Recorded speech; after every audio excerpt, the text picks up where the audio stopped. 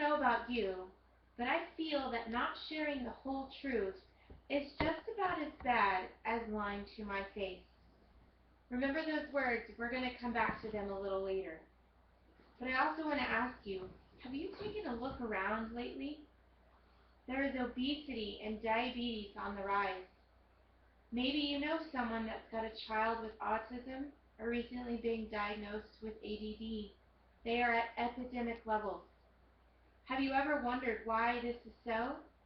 Well, I would like to discuss the possibilities for the rise of sickness and disease and some ways to help you take control of your health. And it starts by getting informed and then changing your eating habits and adopting an organic lifestyle.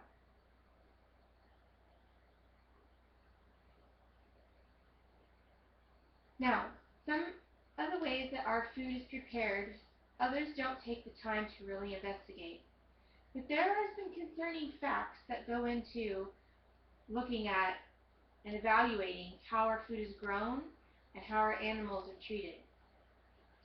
Now, some health concerns that are posed from the toxic exposure to pesticides include cancer, infertility, asthma, birth defects. They've all been linked to pesticide exposure. Pregnant women and children and the elderly are especially susceptible to the impacts of toxic pesticides. And what's more, toxic pesticides frequently miss their intended targets. Nearby streams are often contaminated with pesticide runoff, polluting drinking water supplies and harming wildlife such as honeybees. Antibiotics are also used to treat our livestock. Many natural method meats have been raised with help from antibiotics that we depend on to keep our families healthy. In recent years, 80% of antibiotics sold in the U.S. have gone to chickens, pigs, cows, and other animals, regardless of whether the animals are sick. Using antibiotics to promote the growth of animals reduces the effectiveness of those life-saving drugs, making them more resistant to bacteria. In some cases, farmers use antibiotics to treat sick animals.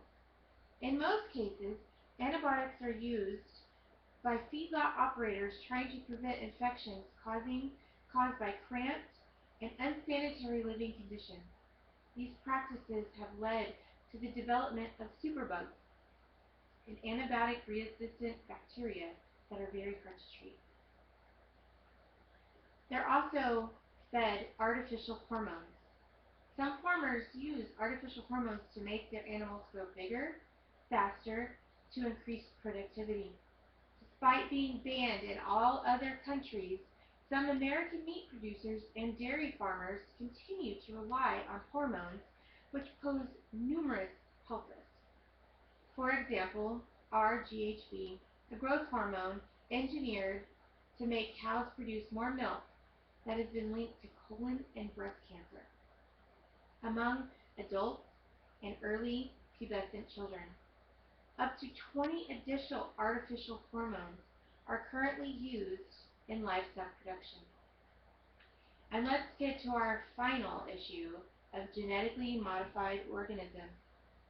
Many foods labeled as natural include ingredients from crops that have been genetically engineered. Genetic engineering is a process that alters the plant's DNA to make a new organism not found in nature.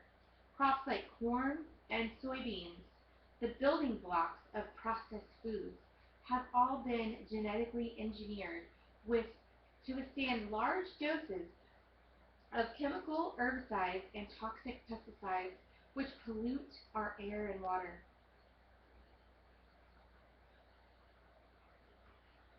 Welcome to the stage, Monsanto. Monsanto Company is a publicly traded American multinational chemical and agriculture biotechnology corporation headquartered in Creve Coeur, Missouri. The leading producer of genetically engineered seed of the herbicide glyphosate, which markets under the Roundup brand, which I'm sure you've heard of. Monsanto also has a Protection Act that allows them to override the United States government. The government has no power whatsoever to stop Monsanto and other biotechnology corporations from planting and harvesting.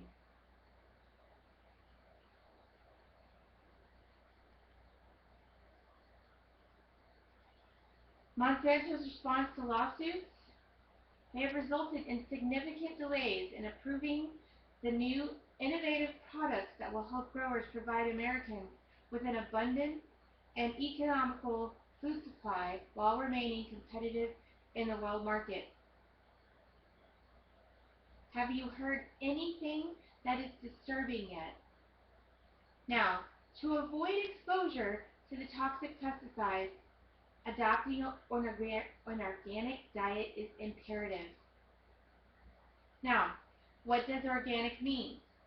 The USDA defines organic food as food that is produced by farmers who emphasize the use of renewable resources and the conservation of soil and water to enhance environmental quality for future generations.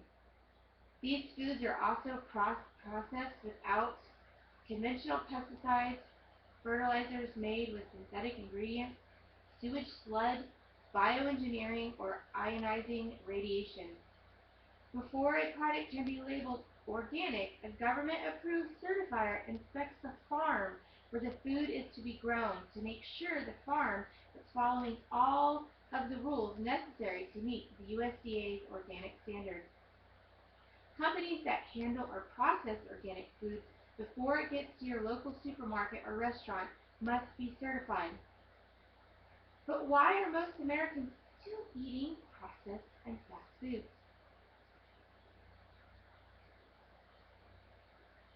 Doing something as simple as eating organic food for just 1 week can reduce the pesticide levels in your body by nearly 90%. Be aware of what you are putting into your bodies and your children's bodies. Now, developing this lifestyle can be overwhelming. A very simple tool to take with you, take a picture of this, write it down, is this list that the Environmental Working Group comes out with annually, and it does testing the previous year. It takes the top 12 fruits and vegetables that have the highest concentration of pesticides and lists them, and it also lists the top 15 fruits and vegetables that have the lowest concentration of pesticides. It would be wise to avoid the dirty dozen and buy those organic, and then you're safe to buy the clean 15. Now, there are some reasons why organic food is not popular. In a story run by the U.S. News, Dr. David Katz, who is a leading health expert, states that organic food is neither more nutritious nor any less prone to bacterial contamination than corresponding conventionally grown foods. And the cost of organic food is expensive. But would you like to pay the farmer now or the doctor later? Let this resonate within you. Our consciousness is shifting and awakening to new truths and is playing a large role in shifting our perception. Shifting our perception alone is starting point to creating global change. Nobody is forcing you to do anything. You always have a choice, and that includes making the choices that you make when it comes to your food. One final thought comes to mind is a quote by the founding father of medicine, Hippocrates. He states, "Let thy food be thy medicine, and thy medicine be thy food." Thank you.